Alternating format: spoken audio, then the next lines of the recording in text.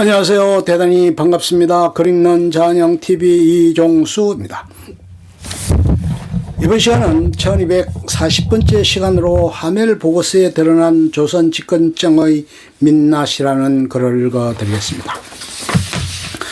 하멜 보고서에 드러난 조선 집권청의 민낯 조성관. 네덜란드판 하멜 표리기 원역본 하멜 보고서. 경부역전 마라톤대회 1955년에 시작된 이 마라톤대회의 공식 명칭은 부산-서울 대역전 경주대회. 전국의 육상 선수들이 시도 대표로 참가하고 최고의 권위의 마라톤대회다. 보통 11월에 열린다. 코스는 부산시청 앞 광장을 출발해 7일간 밀양, 대구, 김천, 대전, 천안, 서울, 파주, 임진각까지 국도를 달린다. 총 연장은 532km, 구간별로 19명이 소구간을 나누어 달린다. 제1구간 부산 밀양 83.6kg의 기록은 4시간 10여 분대.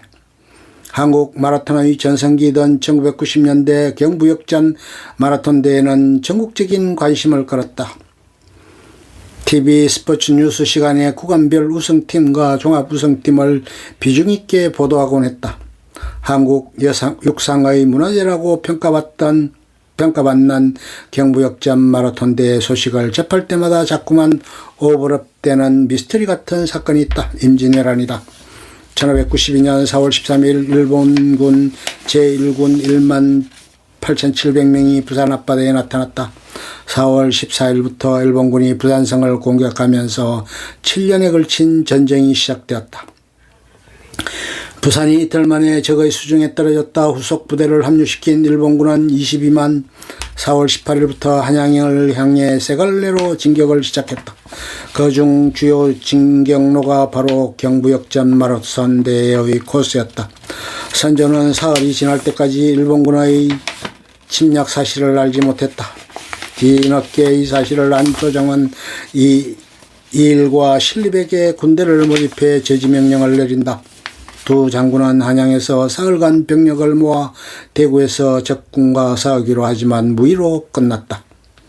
경상에서 충청으로 올라오는 길은 단하나 세제, 즉 조령을 지나는 길 문경세제로 가파르고 길이 좁아 적을 저지할 수 있는 최대의 요소였지만 병사를 모으는 데 실패한 신립은 조령을 포기한다. 신립은 충주 탄검대에 배수전을 쳤다.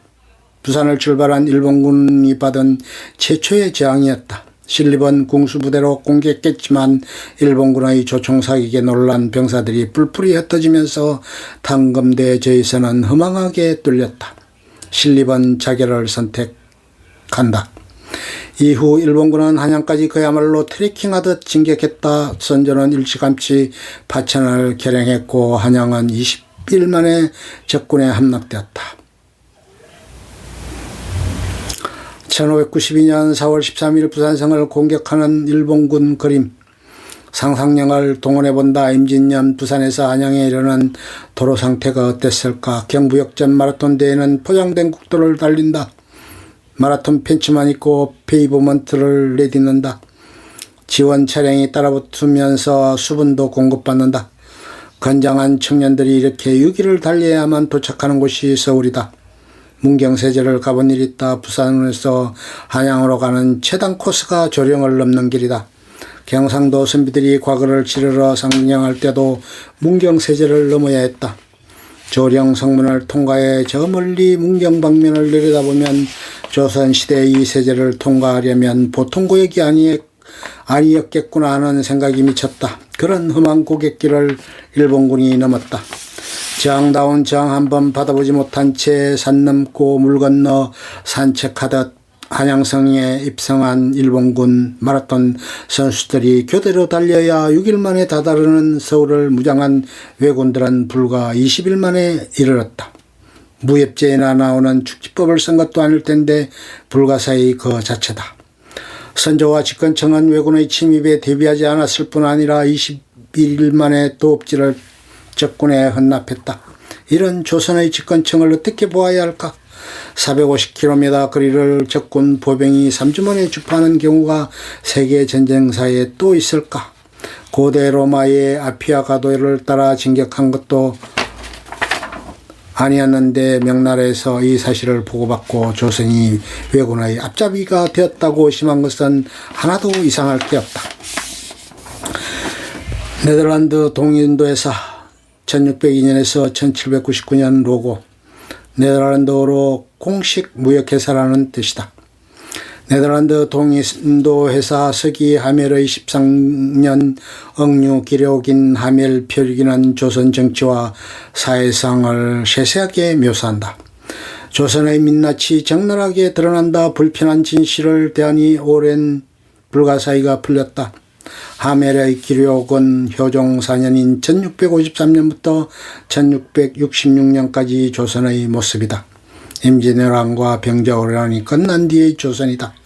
외놈이라고 경멸하던 일본에 당하고 다시 30여 년 뒤 북방 오랑캐 청나라에 짓밟힌 조선 백성들, 조선 집권청은 어떤 각성을 했을까? 하멜은 먼저 양반과 노비제도에 관해 언급한다.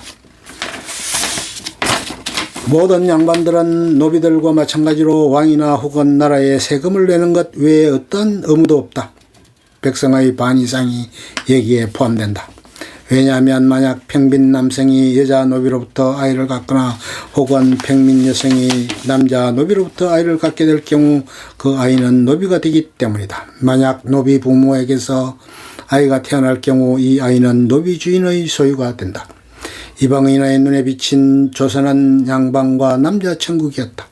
남자는 그의 부인이 몇 명의 아이를 낳았어도 내쫓을 수 있고 다른 여자를 부인으로 맞아들일 수 있으나 여자는 판결에 의해 이혼을 허락하지 않는 한 다른 남자를 맞아들일 수 없다.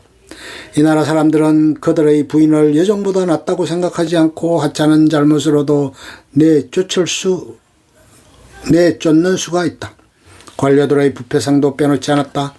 모든 수령들의 임기는 1년이며 다른 관리들은 지위에 상관없이 3년마다 교체된다. 그들 대부분이 잘못을 저지르기 때문에 임기가 끝나기 전에 쫓겨난다.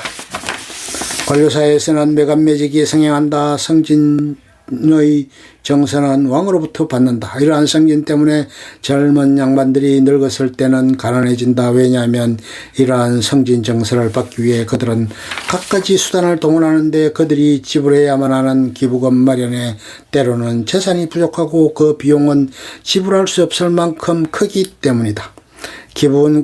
기부금이라고 표현했지만 성진 뇌물이다.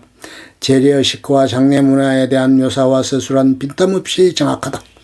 모든 자식들은 아버지가 죽었을 때 3년, 어머니가 죽었을 때 2년을 애통해야 한다. 그 기간에 승려처럼 음식을 먹으며 어떠한 일도 해서는 안 된다. 부모가 죽으면 직위가 높든 낮든 상관없이 즉시 자신의 일을 포기해야 한다. 더 이상 여자와 잠자리도 할 수 없으며 만일 그 기간 안에 아이를 얻으면 사생아로 간주한다. 1630년 아시아 전도 조선은 길쭉한 섬으로 꾸려져 있다. 하멜은 박연으로부터 들은 이야기도 기술한다. 정묘 호란이다. 네덜란드 사람 벨트 프레이가 우리에게 말하기를 청나라가 얼음 위를 건너와서 이 나라를 점령했을 때 많은 사람들이 숲속에 들어가 목매달아 죽은 것이 많이 발견되었는데 그 수가 적군에게 맞아 죽은 것보다 많았다고 한다.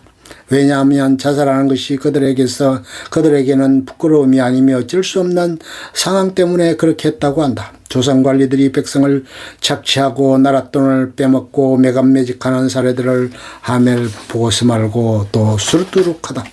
하멜 보고서를 읽다 보면 조선은 머리와 상체만 발달하고 하체는 빈약해 거의 기능을 못하는 기형적 신체 구조를 가진 나라를 연상시킨다. 하멜의 기록은 17세기 중반 조선 인구 1200만 명 중 30-40%가 노비였다는 사료와 거의 일치한다. 노비는 고려시대에도 있었다. 세종은 노비제의 기틀을 놓았다. 고려시대에도 있던 주인에 대한 노비의 법적 권리를 없애버린 이가 세종이다. 조선을 양반천국으로 만들었다. 조선에서 군역은 양인에게만 주어졌다. 천인과 성녀는 군역에서 면제되었다. 군역을 피할 방법은 널리서 군역 비리가 만연했다. 더 충격적인 것은 조정에서 군인의 월급을 주지 않았다는 사실이다. 조정은 상비군을 유지할 재정 능력이 없었다. 이래저래 군인이 자부심을 가질 수가 없었다. 상비군 수는 세조 때 8만으로 정점을 찍었고 그 이후로 하향세를 거듭해 1만 2천 명에 불과했다. 그나마 대부분은 국경에 배치되어 있었다. 한양성에는 임금을 지키는 몇백의 권위병밖에 없었다. 임진왜란 때 왜군이 한양성에 무혈 입성한 배경이다. 여기서 기원전 5세기 마라톤 전투로 가보자. 아테네와 페르시아군이 맞붙던 마라톤 전투에서 아테네군은 어떻게 병력 1.5배가 많은 페르시아군을 격파할 수 있었나. 아테네군은 자유인이었고 페르시아군은 노예였다. 아테네군은 내 가족의 자유를 지킨다는 사명감으로 무작했다. 정신무장해서 페르시아 노예군과 비교가 되지 않았다. 한양성이 20일, 평양성이 60일 만에 왜군의 수중에 떨어졌다. 베이징의 명나라 조정에서 했다는 말을 다시 상기해본다. 조선이 왜군의 앞잡이가 되었다. 양인이 관리에게서 학정과 착취의 대상이었다. 세금은 세금대로 내고 수시로 괴롭힘을 당하는 백성들, 왕실과 양반만 잘 살고 백성은 도탄이 빠진 나라 조선, 적의 침략으로부터 백성의 생명을 지킬 군대를 보유하지 못한 조선, 세종, 성종을 비롯해 성군이 절비했다는 조선은 어쩌다 이 지경이 되었을까. 우리는 여기서 다산 정약용의 탄식에 귀를 기울이지 않을 수 없다. 다산은 1817년 유배지인 전남 강진에서 경세유표를 썼다. 저술로도를 밝힌 박내 초본인에 보면 이런 구절이 나온다. 100가지 제도가 무너져 일이 어수선하게 되었다. 트럭 한 끝에 이르기까지 병들지 않은 것이 없으니 지금에 와서 개혁하지 않는다면 반드시 나라를 망치고 말 것이다.